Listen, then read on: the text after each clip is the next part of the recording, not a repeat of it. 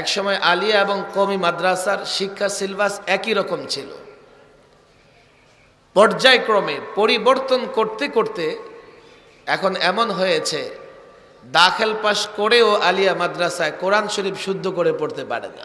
যারা আলিয়ার ছাত্র আছে আমার উপর নারাজ হয় না, তোমাদের সিলেবাস রক্ষার জন্য আমি সবচাইতে বেশি কথা বলেছি, টেলিভিশনে আমি কথা বলেছি। আমি জানি না তোমাদের শিক্ষক তোমাদের কর্তারা অতগুলো কথা বলেছে কিনা। আমি আলিয়া মাদ্রাসার সিলেবাস রক্ষার জন্য যতগুলো কথা বলেছি টেলিভিশন মিডিয়াতে। আলিয়া মাদ্রাসার ছেলেটা আমার ভাই, আমার সন্তান।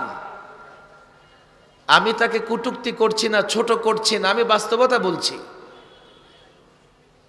আলিয়া মাদ্রাসার মুহাদ্দিস সাহেবরা, তাদের মুফতি সাহেবরা এখন আফসোস করে বলতেছে যে ফাজেল আর কামেল তো ছিল এতদিন, সামনে মনে হয় এই দুটা ক্লাস বন্ধ করে দিতে হবে।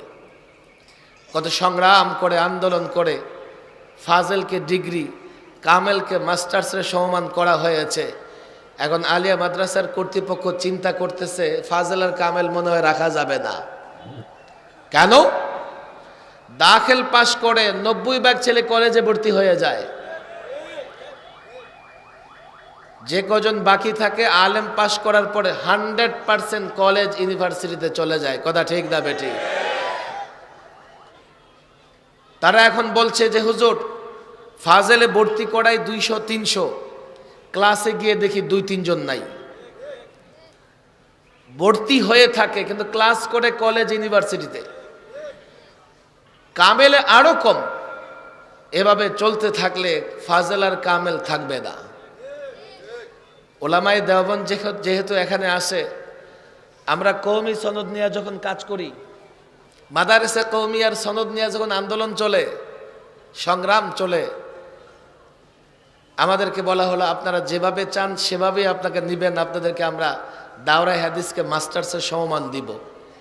টেলিভিশন টক শোতে আমাকে জিজ্ঞেস করে, হ্যাঁ ভালোই তো, 1 লাফে মাস্টার্স পাস করে ফেলবেন।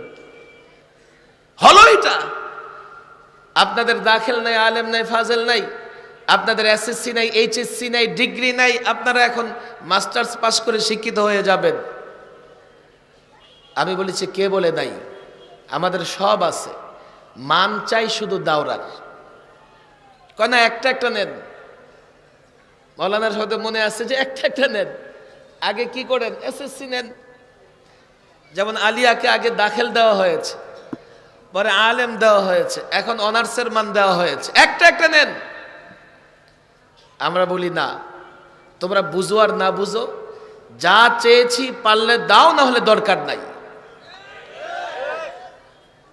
যদি আমরা ভুল করে নাহবে মির, সরে বেকায়া এই জামাতগুলোর মান নিতাম, আজকে আলিয়া শিক্ষকরা ফাজেল কিংবা কামেলের ছাত্র পায় না, কাল কওমি মাদ্রাসার শিক্ষকরাও মেশকাতে আর দাওরায় গিয়ে ছাত্র পেত না।